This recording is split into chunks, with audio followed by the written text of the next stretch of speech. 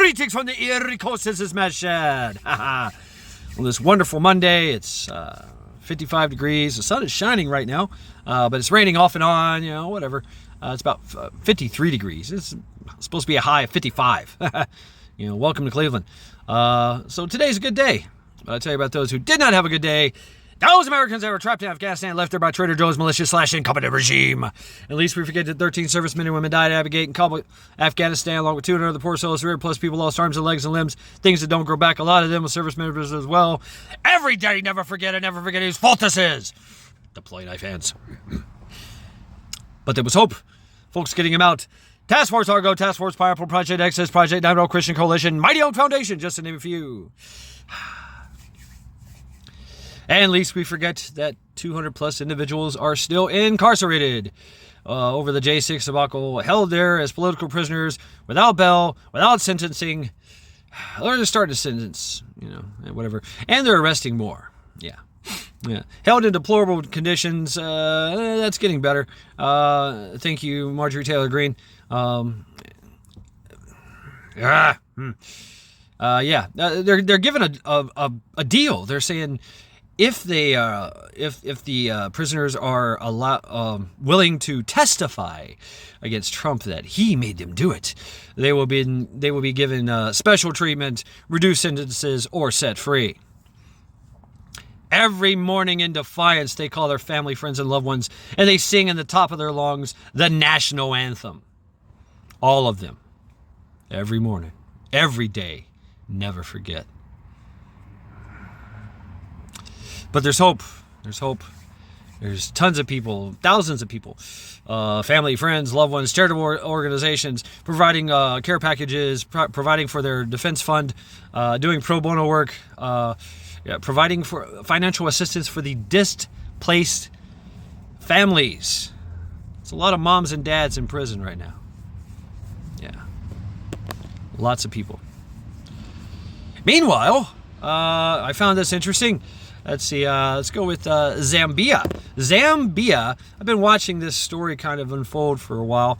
Archaeologists, whatever those people are, those people that dig in the dirt and find things, well, they found some wooden structures, some very, very old wooden structures, 497,000 years old wooden structures that have been worked, that have been sawed on and grounded on. They made a structure and some other tools here and there 500,000 years ago, nearly 500,000 years ago.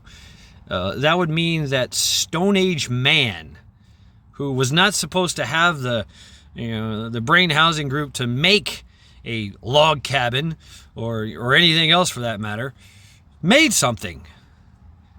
Interesting. And they're standing by it. They're like, 497,000 years ago. Wow. No shit. I find that very interesting. Very, very interesting. We've always, there's always been this kind of thing like, we're a lot older than than they say we are. And the line keeps getting pushed back. Right, you can go Göbekli Tepe and the pyramids of Egypt and all these things. They're like, well, I don't know. It appears that we're a lot older than they say we are. But that's the way science is. You just keep questioning everything. You have to question the science, always, and there's always new discoveries that lead you down another path, another truth, right? So, that's pretty interesting, pretty wild stuff in Zambia.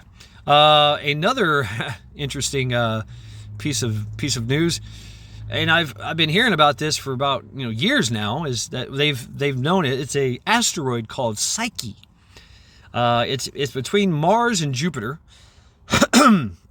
It's literally worth $10,000 quadrillion. It is an asteroid that's made up of gold, silver, titanium, nickel, iron, just boom, $10,000 quadrillion. If this thing ever, it would, if this thing landed in your backyard, which if it did land in your backyard, you wouldn't have a backyard anymore, but you would be the richest person in probably the universe. I don't know. Definitely the world. You'd be the richest person in the world.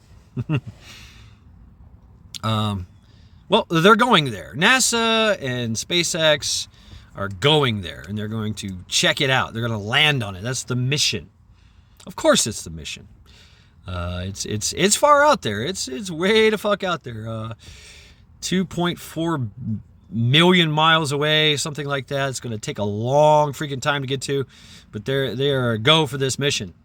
Yeah, I find that very interesting too. In other news, this is the news you're not going to hear about. I went down the deep rabbit hole this weekend, and that's why I didn't do Sunday Reflections. It fucked me all up. I had a mind fuck like you wouldn't believe. Where do I begin?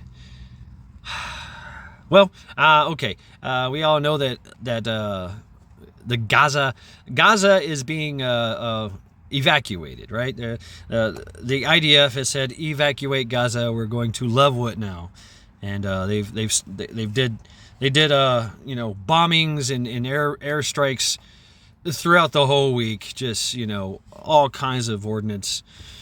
Yeah, just leveling things left and right. And of course they told the population, which is like almost 2 million people there, well, you need to run away. You need to go south past the Gaza River, and there's a school there. You go to that school, you'll be safe. That's the safe zone. Well, as soon as the school got filled up with refugees, they bombed it. The IDF bombed it. They also sent them north to towards Egypt, I think it was, and Egypt was going to try to send some vehicles and some humanitarian aid. They said don't do that. IDF said don't do that or we'll kill you, and so Egypt backed away. But they were standing by for all the refugees that were gonna have to pick up because they were sent north by the IDF, right? Well, when they got to a certain pass, I forget the name of the pass, the IDF bombed them again. We're talking men, women, and children. We're not talking about terrorists. We're not talking about just we're talking men, women, and children. Yeah.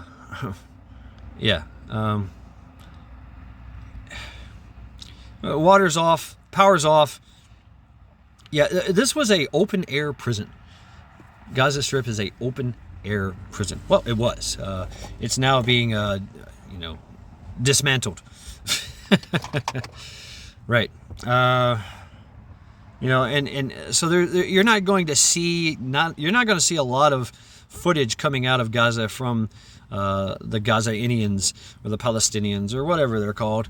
You're not going to see a lot of that. You're going to see a lot of footage from the IDF side. Yeah. The deep rabbit hole thing with the whole Zionist thing, that's a topic for another day. But just keep in mind that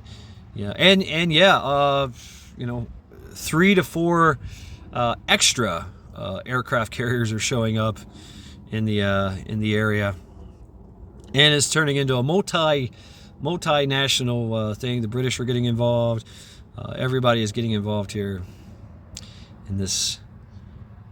I'm just going to say it: genocide. It's a genocide. It's been something that's been brewing for 70 years. It was something that was set in place 70 years ago. It's terrible. It's terrible. It's wholesale slaughter. It is wholesale slaughter. Am I getting soft? No, I just don't like war, right? And I don't like the wholesale slaughter of innocent people. And there is a lot of innocent people losing their lives. Yeah, we'll get into that. We'll talk about it. The laser. Well, it wasn't really a laser. It was more like a energy-directed weapon. Kind of a laser. I forgot what it is. Dime, direct energy, something. It takes time. But the first footage that they showed, that social media showed was from a game. Yes, from a game. Yes.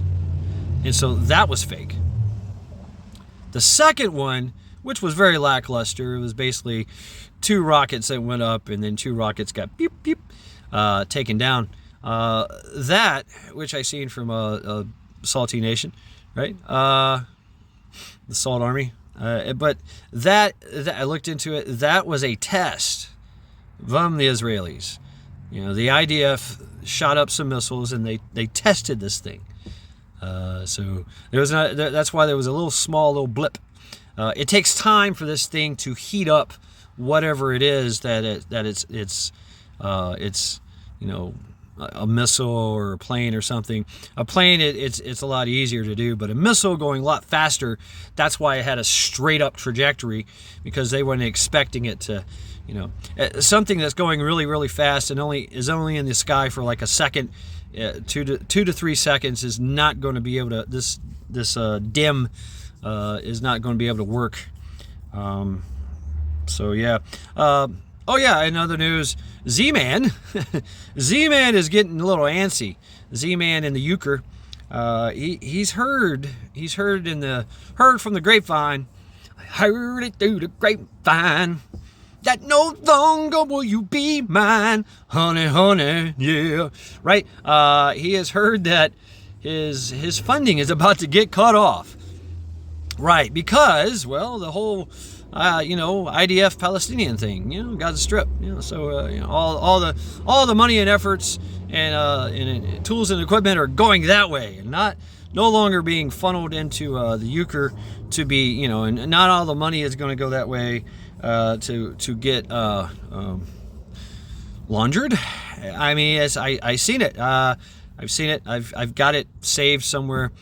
I'd have to show you that. But yeah, the money goes to euchre. It gets lost in translation and then comes back to the USSA and all the tyrannical regimes, and they get it. The potato is getting like 62 million per installment, and there's the installments coming from euchre getting funneled back in. It takes time and it's irregular, but each installment is about 62 million for the potato. Yeah. So there you go, huh? Yeah. The rabbit hole goes deep, man.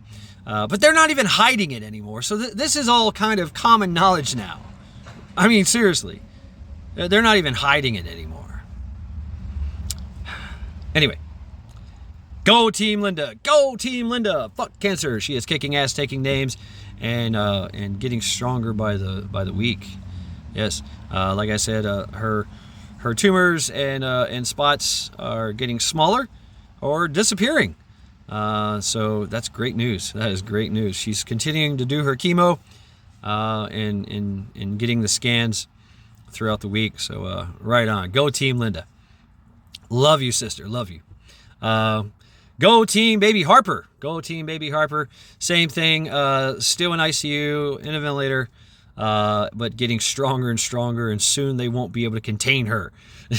She's crying. She's moving around, doing all kinds of things. So soon she will be out of ICU. And I have to say, you know, hey, thank you very much, all of you, everyone. Thoughts and prayers. I believe they work. I really do. And that's coming from a non-Christian. So, you know, there's something to it. So thank you all. Thank you. This has been Mad Shad. Every day, never forget.